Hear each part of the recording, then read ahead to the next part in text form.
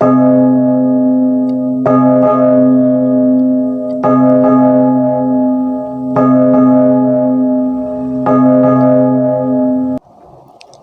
இயேசுவுக்குள் அன்பானவர்களே, உங்கள் யாவரையும் இக்காலை ஆன்லைன் வழிபாட்டிற்கு உங்களை அன்புடன் கூட வாழ்த்தி வரவேற்கிறேன்.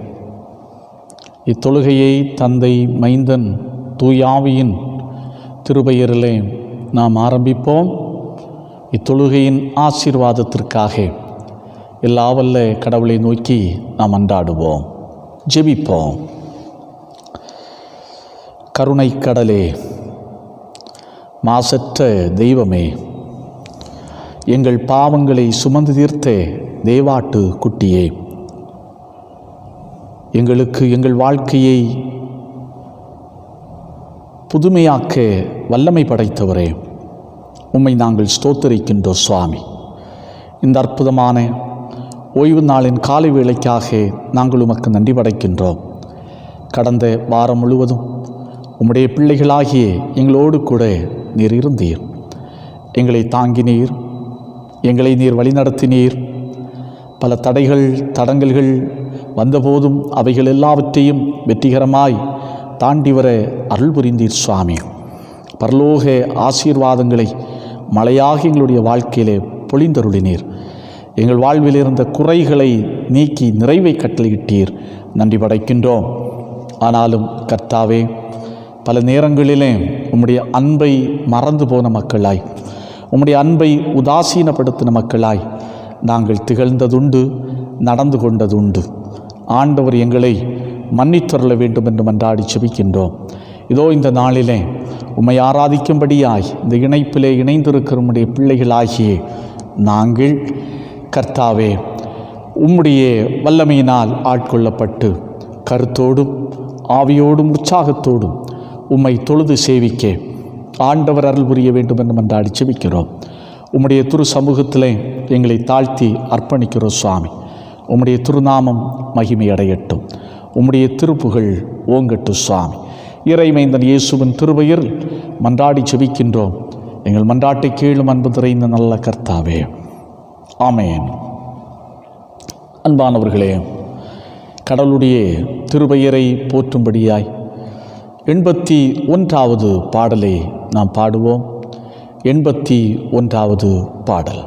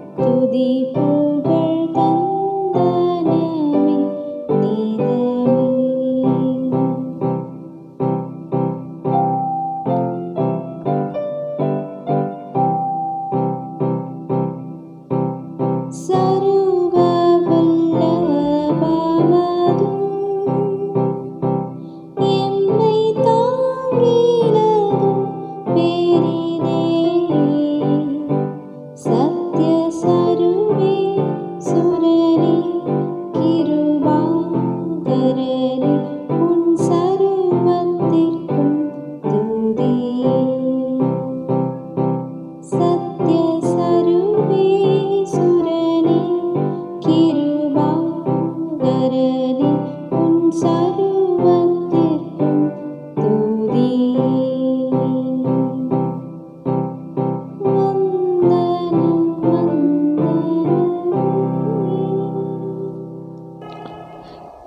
இந்த நாளிற்கான இறை வார்த்தைகளை கவனமாக நான் வாசிக்க கேட்போம்.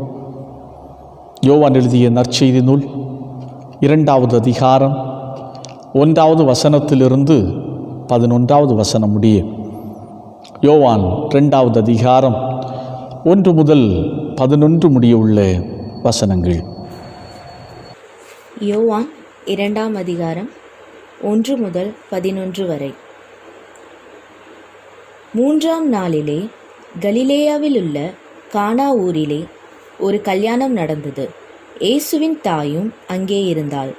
இயேசுவும் அவருடைய சீஷரும் அந்த கல்யாணத்துக்கு அழைக்கப்பட்டிருந்தார்கள்.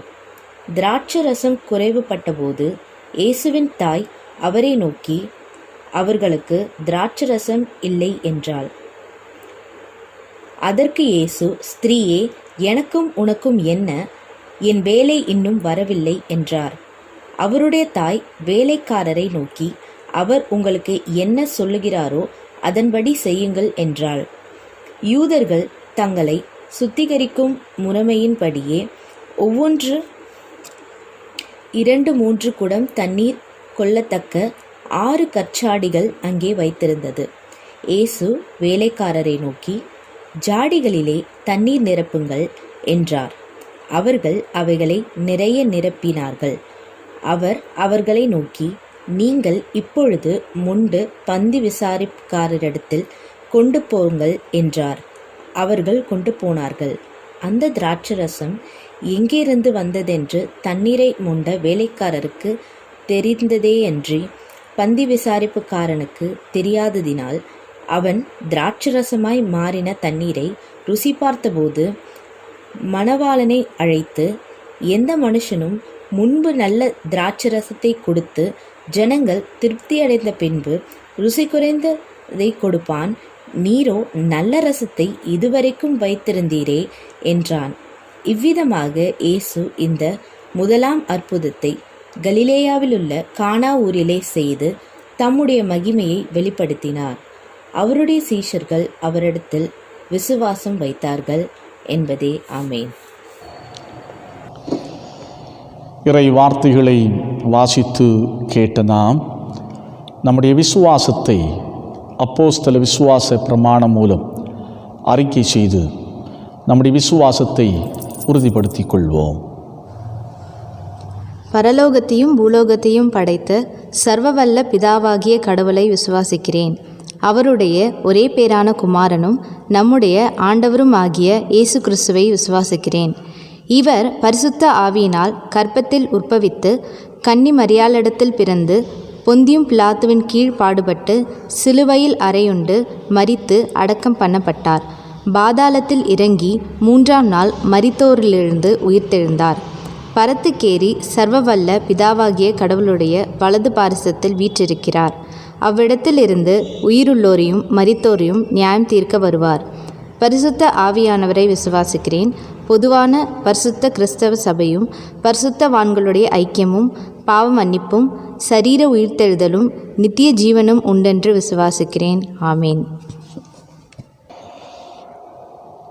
மீண்டும் கடவுளுடைய திருப்பெயரை போற்ற 381வது பாடலை நாம் பாடுவோம். நல்மீட்பர் பட்சம் நில்லும் இரட்சண்ய வீரரே என்ற ஞான பாடலை நாம் பாடுவோம்.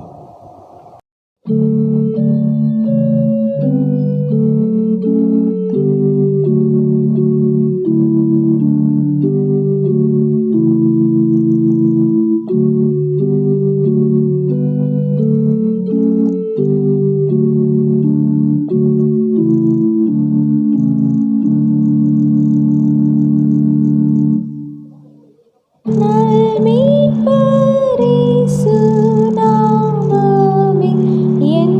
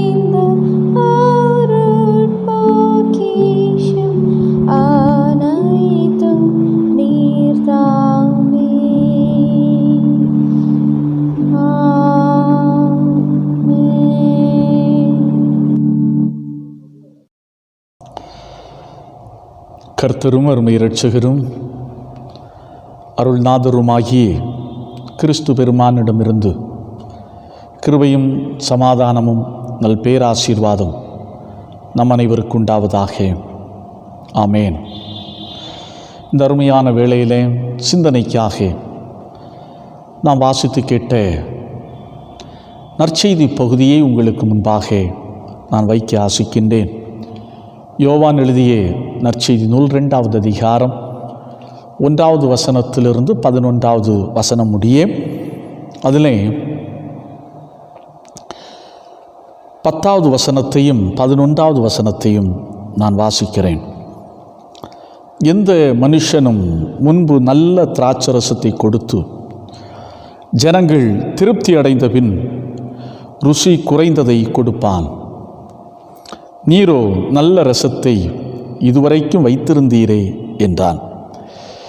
இவ்விதமாக இயேசு இந்த முதலாம் அற்புதத்தை கலிலேயாவில் உள்ள கானா ஊரில் செய்து தம்முடைய மகிமையை வெளிப்படுத்தினார். அவருடைய சீஷர்கள் அவரிடத்தில் விசுவாசம் வைத்தார்கள். கிறிஸ்து இயேசுவுக்குள் அன்பானவர்களே, அமெரிக்க தேசத்திலே அட்லாண்டா என்ற ஒரு மாநிலம் இருக்கிறது. அதில் கிரேஸ் லுத்தரன் சர்ச் என்ற ஒரு லுத்தரன் சபை இருக்கிறது. இந்த திருச்சபையிலே ஆண்டு இறுதி கடைசி நாளிலே தீ வழிபாடு என்று ஒன்றை நடத்துவார்கள். பெரிய இரும்பு சட்டியிலே தீயை வார்த்து முன்னே வைப்பார்கள். மக்கள் செய்த தங்களுடைய தவறுகளை, பிழைகளை பேப்பரில் பட்டியலிட்டு எழுதி அந்த தீயிலே கொண்டு போடுவார்கள். தீயினாலே பேப்பர்கள் எல்லாம் சாம்பலாகி போய்விடும். அதனுடைய அர்த்தம் என்னவென்று சொன்னால், இந்த பழைய ஆண்டோடு இந்த ஆண்டிலே செய்த எல்லா பாவங்களும் சுட்டரிக்கப்பட்டு விட்டன. புத்தாண்டுக்குள்ளே ஒரு புதிய மனிதனாக நான் கடந்து செல்கிறேன் என்பதுதான் அது அர்த்தம். இது நான் ஒரு புத்தகத்திலே வாசித்த ஒரு நிகழ்வு. இங்கேயே அருமையான ஒரு வேத பகுதி. நம்முடைய சண்டே ஸ்கூல் பருவத்திலிருந்து ஆழமாய் கற்றறிந்திருக்கின்ற ஒரு பகுதி. எல்லா திருமண வீடுகளிலும் வாசிக்க கேட்கின்ற ஒரு பகுதி. இயேசு கிறிஸ்து கானா ஊரில் செய்த முதல் அற்புதத்தை குறித்து மிக அருமையாக வெளிப்படுத்துகிறது.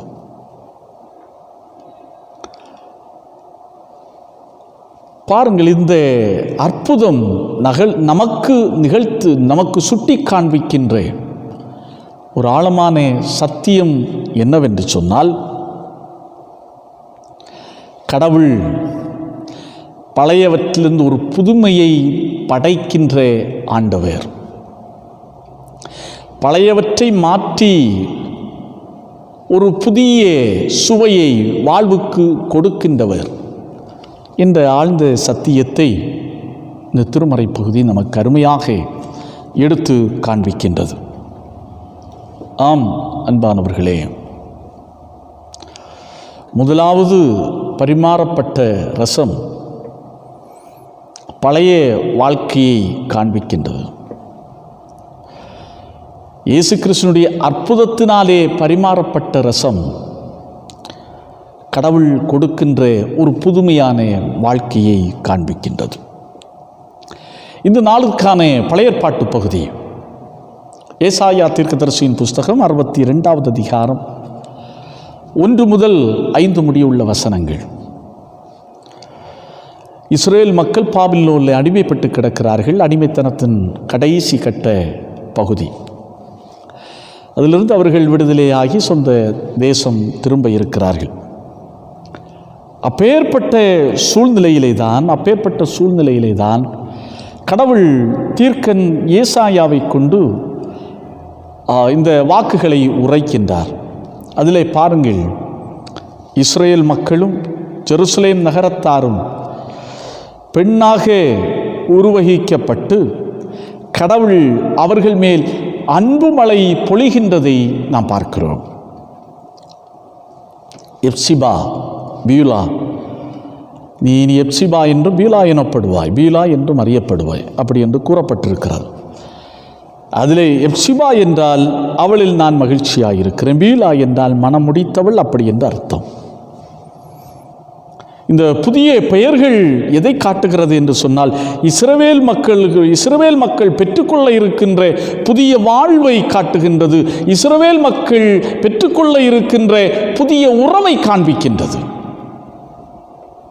பாருங்க, எங்கெங்கே திருமறையிலே பழைய ஏற்பாட்டு பகுதியிலே போய் கடவுள் எங்கெங்கே புதிய வாழ்க்கையை மக்களுக்கு கொடுத்தார், அங்கே பேர் மாற்றம் செய்கிறார். ஆபிரகாம் முதலாவது எப்படி அறியப்பட்டார்? அபிராம் என்று அறியப்பட்டார். நீ ஆபிராம் இல்லை, ஆபிரகாம் என்று அழைக்கப்படுவாய். அப்படி என்று கடவுள் பெயரை சற்று மாற்றி அமைக்கிறதை பார்க்கிறோம். யாக்கோபு எப்படி சொல்லுகிறார்? நீ இஸ்ரேல் எனப்படுவாய். சவுல் கிறிஸ்துவை சந்தித்த பிற்பாடு பவுலாக மாறுகின்ற நிகழ்வை நாம் பார்க்கிறோம். நாம் கிறிஸ்துவுக்குள் அன்பானவர்களே, நாம் நம்புகிற ஆண்டவர் சாதாரணமானவர் அல்ல.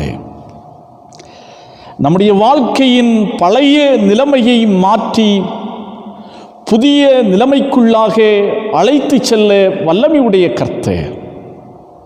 நம்முடைய வாழ்வுக்கு ஒரு புதிய சுவையை, புதிய ருசியை கொடுக்கக்கூடிய ஆற்றல் நிறைந்தவர் நம்முடைய கடவுள்.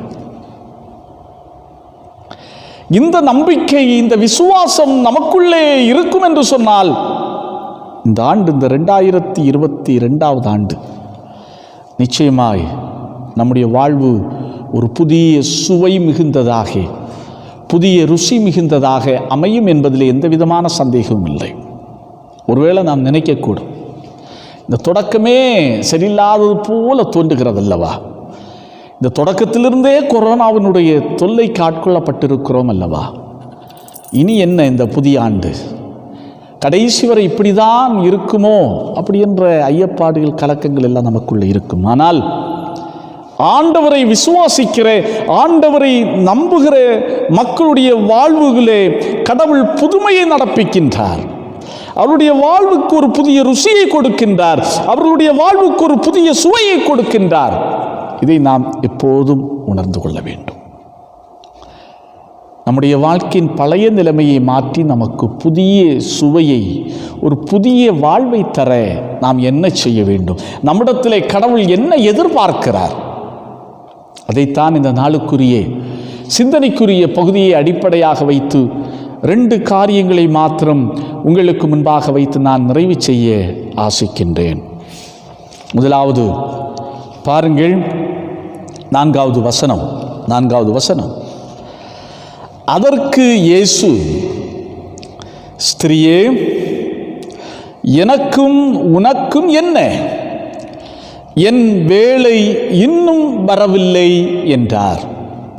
என் வேளை இன்னும் வரவில்லை என்றார்.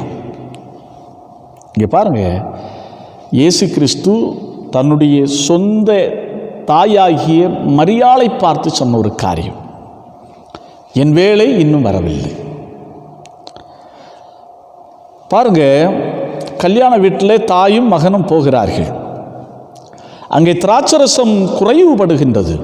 இந்த செய்தி மரியாளுக்கு எட்டின உடனே அதை யாரிடத்திலே ஒப்புவிக்கிறாள் என்று சொன்னால், இயேசுவினிடத்திலே ஒப்புவிக்கின்றாள். மரியாளுக்கு தெரியும், என்னுடைய வயிற்றிலே பிறந்த பிள்ளை எப்படிப்பட்ட பிள்ளை என்பது மரியாளுக்கு தெரியும்.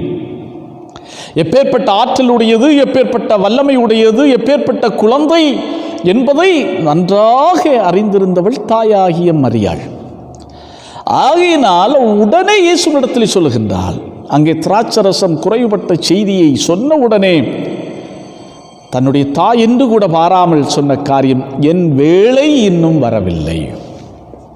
அப்படி என்று சொன்னால் கடவுள் நம்முடைய வாழ்க்கையிலே, நம்முடைய வாழ்விலே ஒரு புதுமையை நடப்பிக்க வேண்டும் என்று சொன்னால், நமக்கு ஒரு புதிய சுவையை தர வேண்டும் என்று சொன்னால், புதிய ருசியை கொடுக்க வேண்டும் என்று சொன்னால், நமக்கு தேவை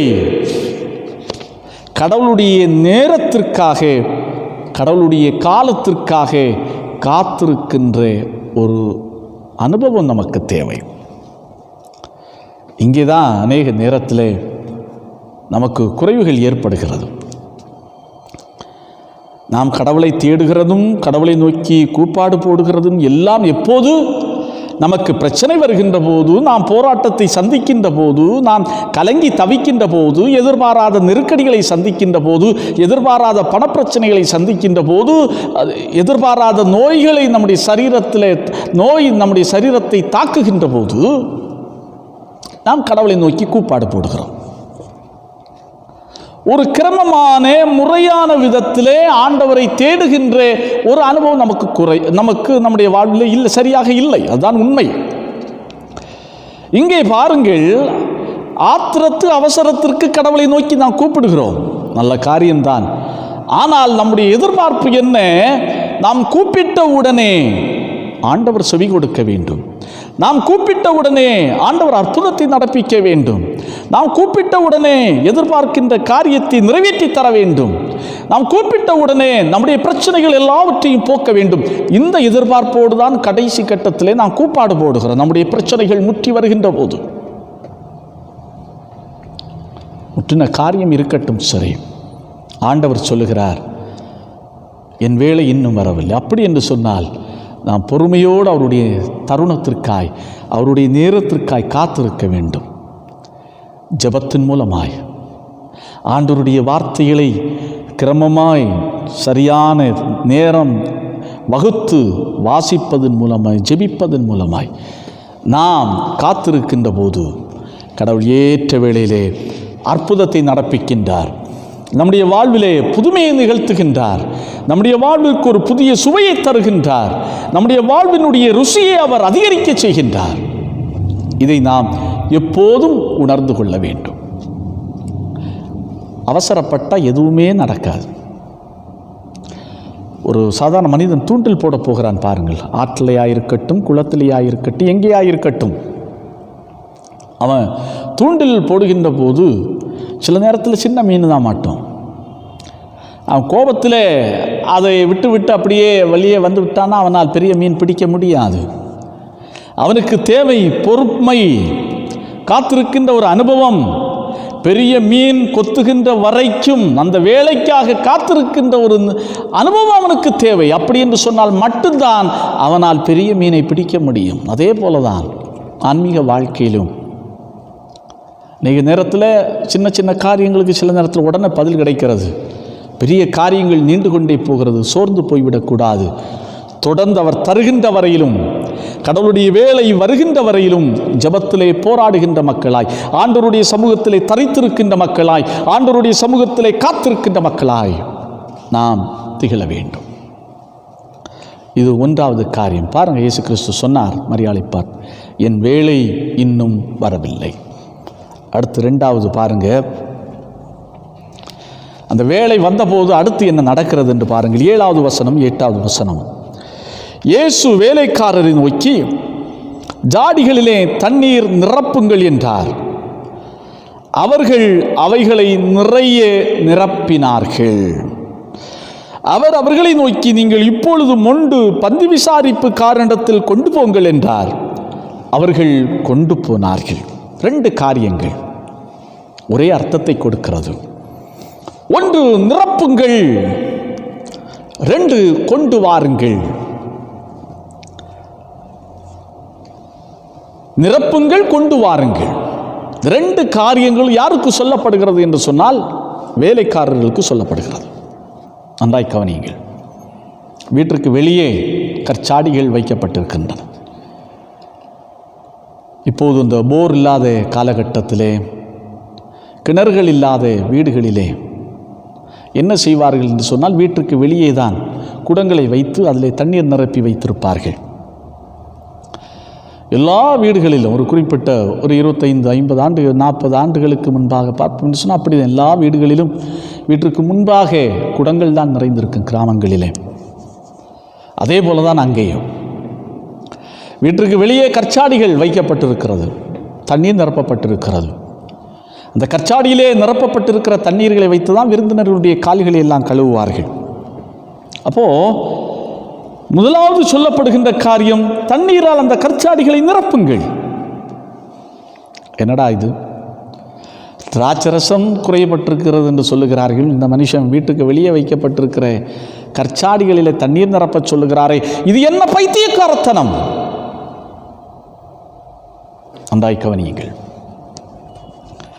அடுத்து சொல்லுகிறார், என்ன சொல்லுகிறார் என்று சொன்னால், கொண்டு போங்கள். நிரப்பினதோடு மட்டுமல்ல, அந்த தண்ணீரை எடுத்து பந்தி விசாரிப்புக்காரனிடத்தில் கொண்டு போங்க. பந்தி விசாரிப்புக்காரன் தெரியாது, அவன் அங்கே மக்களை கவனிக்கிறதுலேயும் கொடுக்கறதுலேயும் பரிமாறல் தான் தீவிரமாக இருக்கிறவர்கள். அவளிடத்தில் கொண்டு கொடுங்கள். எப்படி இருக்கும்? முதல்ல சொன்னதே முட்டாள்தனமான ஒரு காரியம். அடுத்து வேற அந்த தண்ணீரை கொண்டு போய் பந்தி விசாரிப்புக்காரனிடத்தில் கொடுக்க சொல்லுகிறார். எந்த இதுவும் மிக்ஸ் பண்ணல, எந்த பழங்களும் அதில் கலக்கல்ல, ஆனால் அந்த வெறும் தண்ணீரை கொண்டு போய் கொடுக்க சொல்லுகிறார்.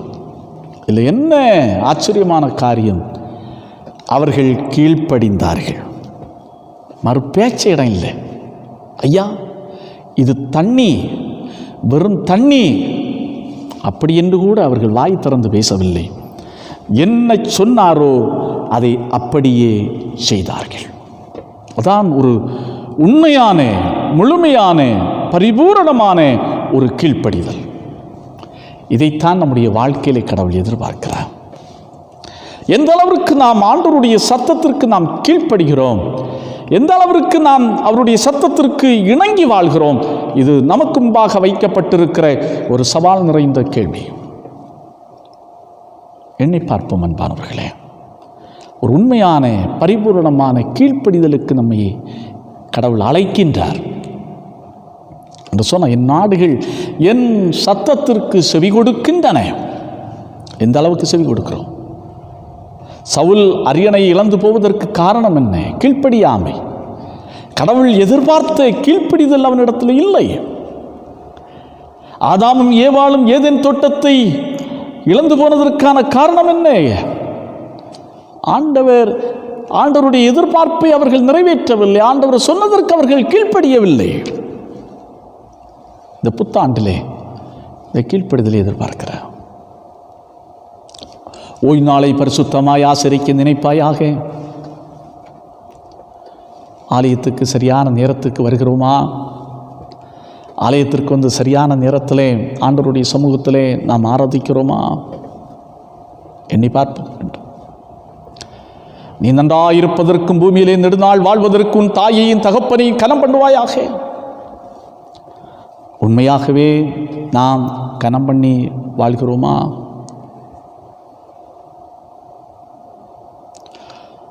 கொலை செய்ய வேண்டாம், விபச்சாரம் செய்ய வேண்டாம், களவு செய்ய வேண்டாம், அயலானுக்கு விரோதமாய் பொய் சாட்சி சொல்ல வேண்டாம். நம்முடைய வாழ்க்கையை நாம் சீர்தூக்கி பார்ப்போம். உன் தேவனாகிய கர்த்தருடைய கடவுளை தவிர வேறு தேவன் பூமியில் இல்லை. வேற ஏதாவது வழிகளை நாம் நாடுகிறோமா? நாம் எண்ணி பார்ப்போம். எந்த அளவிற்கு கடவுளுடைய கட்டளைகளுக்கு என்னுடைய வாழ்க்கையிலே நான் இணங்கி நடக்கின்றேன், நான் இசைந்து வாழ்கின்றேன். நம்மை நாம் சீர்தூக்கி பார்த்து, நம்மை நாம் ஆராய்ந்து பார்த்து கடவுளுடைய சமூகத்திலே ஒப்பு கொடுப்போம். இந்த ஆண்டு, இந்த 2022 ஆண்டு ஒரு புதுமையின் ஆண்டாய், இதுவரையிலும் இல்லாத அளவிற்கு கடவுள் ஒரு புதிய சுவையை நம்முடைய வாழ்வுக்கு கொடுக்கின்ற ஆண்டாய், ஒரு புதிய ரசத்தை நம்முடைய புதிய ருசியை, புதிய சுவையை கொடுக்கின்ற ஆண்டாய் அமையும். ஆகவே அன்பானவர்களே, இந்த சிந்தையோடு இந்த ஆண்டை நாம் சந்திப்போம். கடவுளுடைய வேலைக்காக காத்திருப்போம். எல்லாவற்றிலும் பரிபூரணமாக அவருக்கு நாம் கீழ்ப்படிவோம். ஆண்டவர் தாமே இந்த வார்த்தைகளை கொண்டு நாம் ஒவ்வொருவரையும் ஆசீர்வதிப்பாராக. ஆமென். எல்லா புத்திக்கும் மேலான தெய்வ சமாதானம் உங்கள் இருதயங்களையும் சிந்தனைகளையும் கிறிஸ்து இயேசு நாள்மட்டாய் காத்துக்கொள்வதாக. ஆமேன், ஆமேன். ஆண்டவரை நோக்கி நாம் ஜெபிப்போம். அன்பு நிறைந்த கடவுளே, இந்த ஆசீர்வதிக்கப்பட்ட உன்னதமான வேலைக்காக நாங்கள் உமக்கு நன்றிகளையும் ஸ்தோத்திரங்களையும் துதிகளையும் நாங்கள் ஏறெடுக்கின்றோம். இதோ இந்த நாளிலே நாங்கள் கேட்ட இறை வார்த்தைகளுக்காக நாங்கள் உமக்கு நன்றி படைக்கின்றோம். ஆண்டவரே, உம்முடைய வேலைக்காக இந்த புத்தாண்டிலே நாங்கள் காத்திருக்கிற மக்களாய் 100% கீழ்ப்படிதலோடு வாழ்கிற மக்களாய் நாங்கள் திகழ ஆண்டவர் எங்களுக்கு கிருபை புரிய வேண்டும் என்று மன்றாடி ஜெபிக்கின்றோம். இந்த புத்தாண்டிலே பழையன யாவும் கழிந்து போகட்டும் சுவாமி. எங்களுடைய வாழ்க்கையிலே புதுமை பிறக்கட்டும். எங்களுடைய எங்கள் வாழ்வின் சுவை அதிகரிக்கட்டும். எங்களுடைய வாழ்க்கையின் ருசி கூடட்டும் என்று நாங்கள் மன்றாடி ஜெபிக்கின்றோம். கர்த்தாவே, இந்த புத்தாண்டிலேயும் வியாதியோடு போராடுகிற பிள்ளைகளுக்காக நாங்கள் பாரத்தோடு மீண்டுமாய் உம்முடைய சமூகத்தில் கடந்து வருகின்றோம் சுவாமி. திருவாளர் மஞ்சுநாத் அவர்களுக்காக நாங்கள் பாரத்தோடு நாங்கள் ஜெபிக்கிறோம். திருமதி செல்லம்மாள் செல்வராஜுக்காக நாங்கள் பாரத்தோடு ஜெபிக்கிறோம். திருவாளர் பிரவீன் டேனிக்காக நாங்கள் பாரத்தோடு நாங்கள் ஜெபிக்கின்றோம். அதே போல கர்த்தாவே, ஆண்டவரே, திருவாளர் ராஜ்குமார், திருமதி சாந்தி ராஜ்குமார் அவர்களுக்காகவும் நாங்கள் பாரத்தோடு நாங்கள் ஜெபிக்கின்றோம் சுவாமி. ஆண்டவரே, அதே போல திருமதி பூமணி ரவிக்குமார், திருவாளர் ரவிக்குமார், சகோதரன் ரிச்சர்ட் இவர்களுக்காகவும் நாங்கள் பாரத்தோடு நாங்கள் ஜெபிக்கிறோம். அதே போல் கர்த்தாவே, திருமதி எஸ்தேர் சமாதானம் அவர்களுக்காக நாங்கள் பாரத்தோடு நாங்கள் ஜெபிக்கின்றோம். ஆண்டவரே, இவர்கள் மீது ஆண்டவரே அதே போல எங்களுக்காக ஜெபியுங்கள் என்று கேட்டிருக்கிற அன்பு பிள்ளைகளுக்காக நாங்கள் விசேஷமாய் மன்றாடுகின்றோம். ஆண்டவரே, திருமதி சத்யபிரபா அவர்களுடைய மாமா திருவாளர் சாமுவேல் ரவீந்திரன் அவர்களுக்காக நாங்கள் ஜெபிக்கின்றோம். அதே போல திருமதி திலகவதி ஜெயபால் அவர்களுடைய சகோதரியினுடைய மகன் திருவாளர் ரவிச்சந்திரன் அவர்களுக்காக நாங்கள் பாரத்தோடு ஜெபிக்கின்றோம். ஆண்டவரே, திருமதி எஸ்தர் சமாதானம் அவர்களுக்காக நாங்கள் ஜெபிக்கின்றோம். ஆண்டவரே, அன்பு பிள்ளைகளோடு உம்முடைய விசேஷித்த கிருபை இருக்கட்டும் என்று ஜெபிக்கின்றோம். ஆண்டவரே, உம்முடைய பலத்தையும் உம்முடைய ஆற்றலையும் உம்முடைய வல்லமையும் உம்முடைய வலிமையை அன்பு பிள்ளைகளுக்கு தார். தொடர்ந்து உம்முடைய இரத்த கோட்டைக்குள்ளாக அன்பு பிள்ளைகளை மறைத்து பாதுகாத்தரல வேண்டும் என்று மன்றாடி ஜெபிக்கின்றோம். அதே போல கர்த்தாவே, இந்த காய்ச்சலினாலே பாதிக்கப்பட்டிருக்கிற ஒவ்வொரு பிள்ளைகளையும் நாங்கள் நினைக்கிறோம். உம்முடைய வல்லமை இறங்கட்டும் சுவாமி, உம்முடைய ஆற்றல் இறங்கட்டும். இந்த காய்ச்சலிலிருந்து முழுமையான விடுதலையை, முழுமையான சுகத்தை, முழுமையான ஆரோக்கியத்தை ஆண்டவர் தந்துருள வேண்டும் என்றும் பாரத்தோடு நாங்கள் ஜெபிக்கின்றோம் சுவாமி. வல்லமை மிகுந்த எங்கள் அன்பின் கர்த்தாவே, அதே போல திருமதி ஏஞ்சல் இசைக்கியல் அவர்களுக்காகவும் நாங்கள் பாரத்தோடு ஜெபிக்கிறோம். திருவாளர் ஆண்டவரே ஜெயராஜ் அவர்களுக்காக, திருமதி சுகுணா ஜெயராஜுக்காக, ஆண்டவரே சகோதரர் ராபர்ட் ராஜசேகரனுக்காக, திருமதி பிரியா எலிசபெத் பிரியாவுக்காக நாங்கள் பாரத்தோடு ஜெபிக்கின்றோம். ஆண்டவருடைய விசேஷித்த கரம் அன்பு பிள்ளைகளோடு இருக்கட்டும் என்று நாங்கள் மன்றாடி ஜெபிக்கின்றோம். அற்புதத்தை செய்வீராக, அதிசயத்தை காணப்பண்ண வேண்டும் என்று மன்றாடி நாங்கள் ஜெபிக்கின்றோம். வல்லமை மிகுந்த எங்கள் அன்பின் ஆண்டவரே, தொடர்ந்து பில்கிரிம் லுத்தரன் திருச்சபை ஆசீர்வதியும். திருச்சபையை சார்ந்த அனைத்து குடும்ப பிள்ளைகளையும் ஆசீர்வதியும். ஆண்டவரே, வீட்டில் இருக்கிற ஒவ்வொரு பிள்ளைகளோடும் விசேஷித்த கிருபை கூட இருக்கட்டும். இந்த கொடிய கொள்ளை நோயின் காலகட்டத்தில் ஆண்டவரே, இந்த கொள்ளை நோய், இந்த வாதை அன்பு பிள்ளைகளை எந்த விதத்திலும் தீண்டாதபடிக்கு ஆண்டவர் பாதுகாத்துள்ள வேண்டும் என்று மன்றாடி ஜெபிக்கின்றோம். ஆற்றல் மிகுந்த இறைவா, அதே போல எங்கள் திருச்சபையின் ஊழியங்களை ஆண்டவர் தொடர்ந்து ஆசீர்வதியும் கர்த்தாவே. ஆண்டவரே, தொடர்ந்து உற்சாகம் குன்றி போயிருக்கிற மக்கள், குடும்பங்களிலே பலவிதமான பிரச்சனைகளை சந்தித்து கொண்டிருக்கிற பிள்ளைகள், பொருளாதார சிக்கல்களுக்கும் பொருளாதார நெருக்கடிகளுக்கும் உள்ளாகி இருக்கிற மக்களை அன்பின் ஆண்டவர் சந்தித்தருள வேண்டும் என்று மன்றாடி நாங்கள் செபிக்கின்றோம். தொடர்ந்து உம்முடைய வல்லமையை வெளிப்படுத்த வேண்டும் என்று மன்றாடி நாங்கள் செபிக்கின்றோம். சுவாமி, தெய்வீக சுகம், விடுதலை, ஆரோக்கியத்தை ஆண்டவர் கட்டளையிட வேண்டும் என்று மன்றாடி செபிக்கின்றோம். மன சமாதானம் இழந்தவர் சமாதானத்தை தார். பொருளாதார சிக்கல்களிலே சிக்கி தவிக்கிற மக்களுக்கு பொருளாதார பிரச்சனைகளை தீர்வு காண புதிய ஆசீர்வாதத்தின் கதவுகளை திறந்து தர வேண்டும் என்று மன்றாடி செபிக்கிறோம். இந்த கொள்ளை நோயின் காலகட்டத்தில் எப்படி பண தேவையை சந்திக்கப் போகிறேனோ என்ற கலக்க மையப்பாடோடு இருக்கிற மக்களுக்கு ஆண்டவர் இறங்கும். புதிய நம்பிக்கை தார். புதிய வாசல்கள் அன்பு பிள்ளைகளுக்காக திறக்கப்படட்டும் என்று மன்றாடி செபிக்கின்றோம். ஆண்டவரே, திருச்சபையின் பொறுப்பாளர்களுக்காய், மூப்பர்களுக்காய், விசுவாச மக்களுக்காய் செபிக்கிற ஒவ்வொருவரையும் ஆண்டவர் தொடர்ந்து ஆசீர்வதித்தரல வேண்டும் என்று மன்றாடி செபிக்கின்றோம். சுவாமி, வல்லமை மிகுந்த அன்பின் ஆண்டவரை எங்கள் தேசத்தை ஆசீர்வதியும். தேசத்தில் உள்ள ஒரு மாநிலங்களை, யூனியன் பிரதேசங்களை ஆசீர்வதியும். ஆண்டவர் எங்கள் மாநிலத்தை ஆண்டவர் ஆசீர்வதியும். தொடர்ந்து உம்முடைய ஆளுகையினாலே ஆண்டவர் ஆட்கொள்ள வேண்டும் என்று மன்றாடி செபிக்கின்றோம். ஆண்டவரே, கொடிய வியாதிகளோடு போராடி கொண்டிருக்கிற மக்களுக்கு ஆச்சரியமான விடுதலையையும் ஆச்சரியமான சுகத்தையும் ஆண்டவர் தந்துள்ள வேண்டும் என்று மன்றாடி நாங்கள் செபிக்கின்றோம். சுவாமி, ஆண்டவரே, எங்கள் ஆலயத்திலே நடைபெற்று வருகிற கட்டுமான பணிகளை ஆண்டவர் ஆசீர்வதியும். பொருளாதார தேவைகளோடு நாங்கள் இருந்து கொண்டிருக்கிறோம். இதுவரையிலும் வியக்கத்தக்க பாதையில் அற்புதமாய் என் தெய்வம் வழி நடத்தி வருகிற சுவாமி, தொடர்ந்து எல்லா தேவைகளும் அற்புதகரமாய் சந்திக்கப்பட ஆண்டவர் அருள் புரிய வேண்டும் என்று மன்றாடி நாங்கள் செபிக்கின்றோம். உம்முடைய சமூகத்தில் கர்த்தாவே எங்களை தாழ்த்தி அர்ப்பணிக்கிறோம். ஆண்டவர் தொடர்ந்து கூடையிரும் பெரிய காரியங்களை செய்யும். சுவாமி, இறைமைந்தன் இயேசுவின் திருவயிறில் மன்றாடி செபிக்கிறோம். எங்கள் மன்றாட்டை கேளும் அன்பு நிறைந்த நல்ல ஆண்டவரே. ஆமேன், ஆமேன். வருகின்ற வாரத்திலே தங்களுடைய பிறந்த நாள் மற்றும் திருமண நாளை ஆசரிக்கிறவர்களுக்காக நாம் செபிப்போம். 16ஆம் தேதி இன்றைய நாளிலே திருவாளர் ஜெயக்குமார் அவர்கள் தங்களுடைய பிறந்த நாளை ஆசரிக்கிறார்கள். அதே 16ஆம் தேதி டாக்டர் ஏ பாக்கியவதி தங்களுடைய பிறந்த நாளை ஆசரிக்கிறார்கள். 18ஆம் தேதி ஆர்கே தியா தங்களுடைய பிறந்த நாளை ஆசரிக்கிறார்கள். 20ஆம் தேதி திருவாளர் ஜே நவீன்ராஜ், திருமதி சுபா ஆர்தர் அவர்கள் தங்களுடைய பிறந்த நாளை ஆசரிக்க இருக்கிறார்கள்.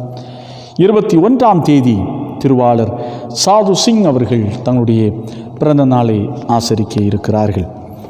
அதேபோல திருமண நாளை ஆசரிக்க இருக்கிறவர்கள் 17ஆம் தேதி திருவாளர் எம் பிரபு இஸ்ரேல், திருமதி VR ஹெலன் விமலா ராணி தங்களுடைய திருமண நாளை ஆசரிக்க இருக்கிறார்கள்.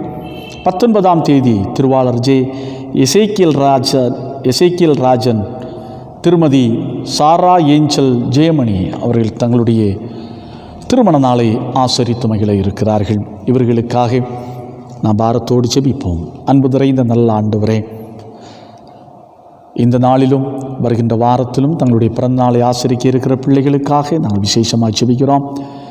திருவாளர் ஜெயக்குமாருக்காக, டாக்டர் பாக்கியவதிக்காக, ஆர்கே தியாவுக்காக, திருவாளர் ஜே நவீன்ராஜுக்காக, திருமதி சுபா ஆர்தருக்காக, திருவாளர் சாது சிங் அவர்களுக்காக நாங்கள் பாரத்தோடு செபிக்கிறோம். கர்த்தாவே, அடியெடுத்து வைக்க இருக்கிற புதிய வயது, புதிய ஆண்டு மகிழ்ச்சி, ஆரோக்கியம், நன்மையும் நிறைந்ததாக அமையட்டும். அன்பு பிள்ளைகளை கொள்ளை நோக்கி ஆண்டவர் தொடர்ந்து விலக்கி காத்திருடும். உம்முடைய அன்பு ஆண்டவரே, உம்முடைய அன்பின் கரம் அன்பு பிள்ளைகளை தொடர்ந்து தாங்கி வழிநடத்தட்டும் என்று வாழ்த்தி செபிக்கிறோம். அதே போல கர்த்தாவை திருமண நாளை ஆசரிக்க இருக்கிற திருவாளர் எம் பிரபு இஸ்ரேல், திருவாளர் திருமதி VR ஹெலன் விமலா ராணி தம்பதியினருக்காக நாங்கள் செபிக்கிறோம். அன்பு பிள்ளைகளுடைய வாழ்க்கையிலும் இம்மட்டும் பாராட்டி இருக்கிற கிருபைகளுக்காய் நன்றி படைக்கின்றோம். தொடர்ந்து சுகம், பலன், ஆற்றலை ஆண்டவர் அதிகமாய்த்தார். ஆண்டவரே, தொடர்ந்து ஆண்டவரை சிலுவை நிழலுக்குள்ளாக அன்பு பிள்ளைகளை காத்தருளும், கொள்ளை நோக்கி தப்புவித்தருளும். இல்லற வாழ்க்கையிலே தொடர்ந்து சமாதானத்தை, சந்தோஷத்தை, ஐக்கியத்தை நிலைத்தோங்கச் கொடுத்திருக்கிற அருமையான 2 பிள்ளைகளுக்காக, அவருடைய கல்வி பயணங்களுக்காக செபிக்கிறோம். தொடர்ந்து அன்பு பிள்ளைகளுடைய கல்வி பயணத்தை ஆசீர்வதித்து எதிர்கால வாழ்வை பிரகாசிக்க செய்தரல வேண்டும் என்று செபிக்கின்றோம். அதே போல கர்த்தாவே, ஆண்டவரே, திருவாளர் எசேக்கியல் ராஜன் அவர்களுக்காய், திருமதி சாரா ஏஞ்சல் ஜெயமணிக்காக நாங்கள் செபிக்கிறோம். அன்பான தம்பதியினரையும் கண்ணோக்கி பாரும். தொடர்ந்து குடும்பத்திலே சமாதானம் நிலைக்கட்டும். ஆண்டவரே, அன்படியாருடைய வாழ்விலே மாற்றங்களும் திருப்பு முனைகளையும் ஏற்படட்டும். ஆண்டவரே, அதே போல் அன் மகளுடைய வாழ்விலே சரீரத்திலே பெரிய அற்புதங்கள் நடைபெறட்டும் என்று கொண்டாடி செபிக்கிறோம். ஈவாய் கொடுத்த மகன் ஸ்டீஃபனுக்காக செபிக்கிறோம். அன்பு மகனுடைய வாழ்வையும் எதிர்கால வாழ்வையும் உடைய கரத்திலே நாங்கள் அர்ப்பணித்து ஜெபிக்கிறோம். சுவாமி, வல்லமை மிகுந்த கர்த்தாவே, அருமையான பிள்ளைகளை, பிறந்த நாள் மற்றும் திருமண நாளை ஆசரிக்க இருக்கிற அன்பு பிள்ளைகளை நாங்கள் திரியேக கடவுளுடைய திருப்பெயரில் வாழ்த்தி ஆசீர்வதிக்கிறோம். எல்லா வளங்களையும் செல்வங்களையும் நன்மைகளையும் தார். இயேசு இரட்சகர் இன்ப நாமத்தில் ஜெபிக்கிறோம். ஜெபங்கேளும் அன்பு நிறைந்த நல்ல கர்த்தாவே. ஆமேன், ஆமேன். கிறிஸ்துவுக்குள் அன்பானவர்களே, மீண்டும் கடவுளுடைய திருப்பெயரை போற்றும்படியாக 609வது பாடலை பாடு. உன்னதமானவரின் உயர் மறைவில் இருக்கிறவன் சர்வ வல்லவரின் நிழலில் தங்குவான் என்ற பாடல்.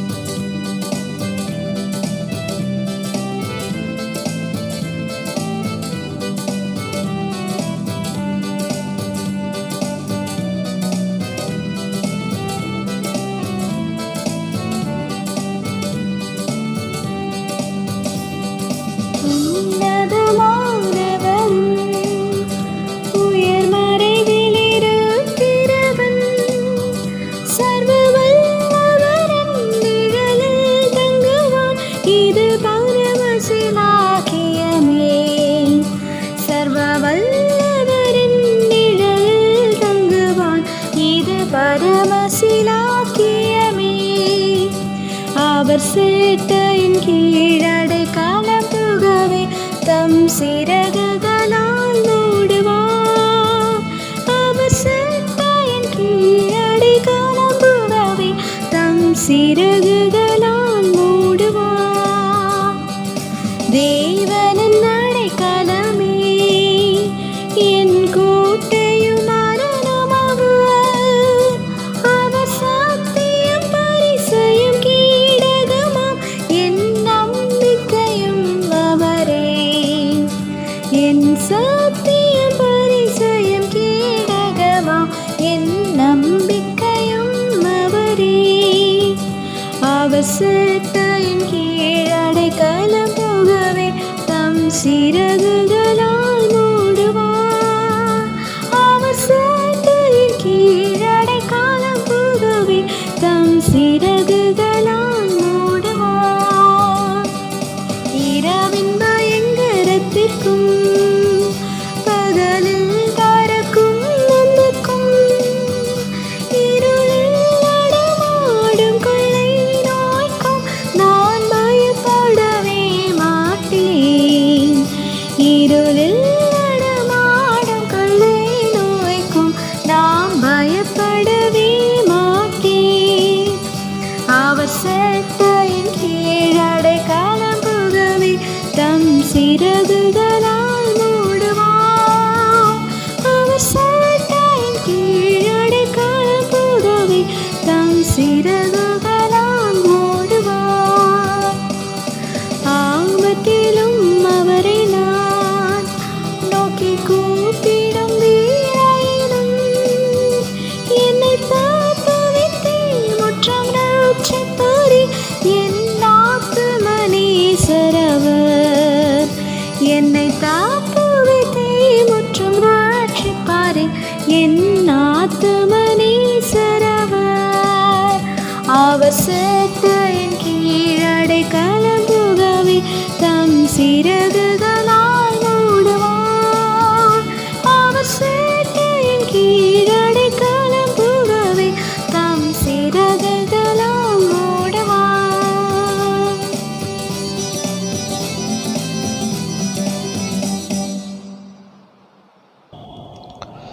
ஆண்டவரை நோக்கி செபிப்போம். அன்பின் பரலோக கர்த்தாவே, ஆசீர்வதிக்கப்பட்ட நல்ல வேளைக்காக நாங்கள் உமக்கு நன்றி செலுத்துகின்றோம். கர்த்தாவே, இந்த நாளிலே முழுமையான முழு இருதயத்தோடு ஆண்டவரே, முழுமையான ஆண்டவரே சிந்தையோடும் ஆண்டவருமே ஆராதித்து மகிழ உதவி செய்தீர் கர்த்தாவே.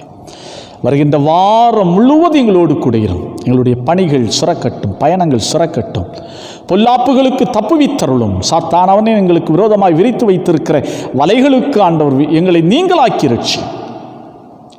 கண்ணிகளுக்கு எங்களை தப்புவியும் சுவாமி. ஆண்டவரே, உம்முடைய திருவுள சித்தத்திற்கு நாங்கள் இசைந்து வாழக்கூடிய கிருபையை தாரும். தூய ஆவியானுடைய வழி நடத்தலை ஒவ்வொரு நாளும் அதிகமாக எங்களுக்கு நீ தந்துள்ள வேண்டும் என்று மன்றாடி ஜெபிக்கிறோம். எங்களை தாழ்த்தி அர்ப்பணிக்கிறோம். இறைமைந்தன் இயேசுவின் திருவயிரில் மன்றாடி ஜெபிக்கிறோம். எங்கள் மன்றாட்டை கேளு நல்ல கர்த்தாவே. ஆமேன். ஆண்டவருடைய ஜெபத்தை சேர்ந்து சொல்லுவோம். பரமண்டலங்கள் இருக்கிற எங்கள் பிதாவே, உம்முடைய நாமம் பரிசுத்தப்படுவதாக, உம்முடைய ராஜ்யம் வருவதாக, உம்முடைய சித்தம் பரமண்டலத்தில் செய்யப்படுகிறது போல பூமியில் செய்யப்படுவதாக. அன்றன் வேண்டிய ஆகாரத்தை எங்களுக்கு தாரும். எங்கள் கடனாளிகளுக்கு நாங்கள் மன்னிக்கிறது போல பாவ கடன்கள் எங்களுக்கு மன்னியும். எங்களை சோதனைக்கு உட்பட பண்ணாமல் தீமென் ரட்சியும். ராஜ்யம் வல்லமை மகிமை என்றென்றைக்கும் உடையவைகளே. ஆமேன். இறை ஆசீர்வாதத்தை சுந்தரித்துக் கொள்வோம். கர்த்தரானவர் உன்னை ஆசீர்வதித்து உன்னை காப்பாராக. கர்த்தரானவர் தமது திருமுகத்தின் மேல் பிரகாசிக்க பண்ணி உன்மேல் கிருபையாயிருப்பாராக. கர்த்தரானவர் தமது திருமுகத்தின் மேல் பிரசன்னமாக செய்து உனக்கு சமாதானம் கட்டளையிடுவாராக. ஆமேன், ஆமேன்,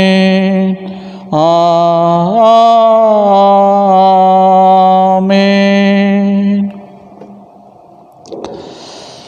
என் ஆத்துமாவே கர்த்தரை ஸ்தோத்திரி, என் முழு உள்ளமே அவர் பரிசுத்த நாமத்தை ஸ்தோத்திரி. என் ஆத்துமாவே கர்த்தரை ஸ்தோத்திரி, அவர் செய்த சகல உபகாரங்களை மறவாதே. ஆமேன், ஆமேன். கிறிஸ்துவுக்குள் அன்பானவர்களே, முக்கியமான அறிவிப்பு. ஏற்கனவே 18ஆம் தேதி ஆண்டு விழா, திருச்சபை ஆண்டு விழாவோடு கூடிய சிறப்பு ஆராதனை செவ்வாய்க்கிழமை மாலை நடைபெறும் என்று அறிவிக்கப்பட்டிருந்தது. அதன் பிறகு அரசு வெளியிட்ட அறிவிப்பு நம் அனைவருக்கும் நன்றாய் தெரியும். அதைத் தொடர்ந்து உங்களுக்கு திருச்சபையின் செயலர் அவர்கள் உங்களுக்கு வாட்ஸ்அப் மூலமாக இன்ஃபார்ம் பண்ணியிருந்தார்கள். ஆகையினால் வருகின்ற வியாழக்கிழமை வழக்கமான ஆராதனையோடு கூட ஒரு சிறிய அளவில் எளிய முறையில் ஒரு சிறப்பு ஆராதனையாக திருச்சபையின் ஆண்டு விழா ஆராதனை அமையும். அதிலே திருவிருந்தோடு கூடிய ஆராதனையாக நடைபெறும் என்பதை திருச்சபைக்கு நான் அன்புடன் தெரியப்படுத்தி கொள்ளுகிறேன்.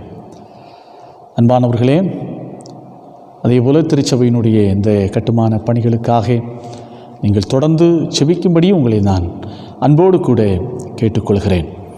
கர்த்தர் தாமே உங்கள் யாவரையும் ஆசீர்வதிப்பாராக.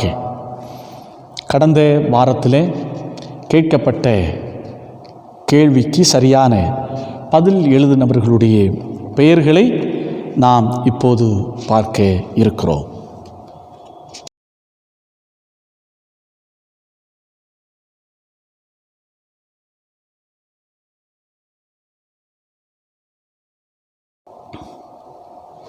இந்த நாளுக்கான கேள்வி: எப்சிபா மற்றும் பியூலா என்ற பெயர்களுடைய அர்த்தங்கள் என்ன? அல்லது இந்த எப்சிபா அல்லது பியூலா இந்த பெயர்களுடைய பொருள் என்ன என்பதை உடனே வாட்ஸ்அப் மூலம் எனக்கு தெரியப்படுத்தும்படி உங்களை அன்புடன் கேட்டுக்கொள்கிறேன். கர்த்தர் தாமே உங்களை ஆசீர்வதிப்பாராக.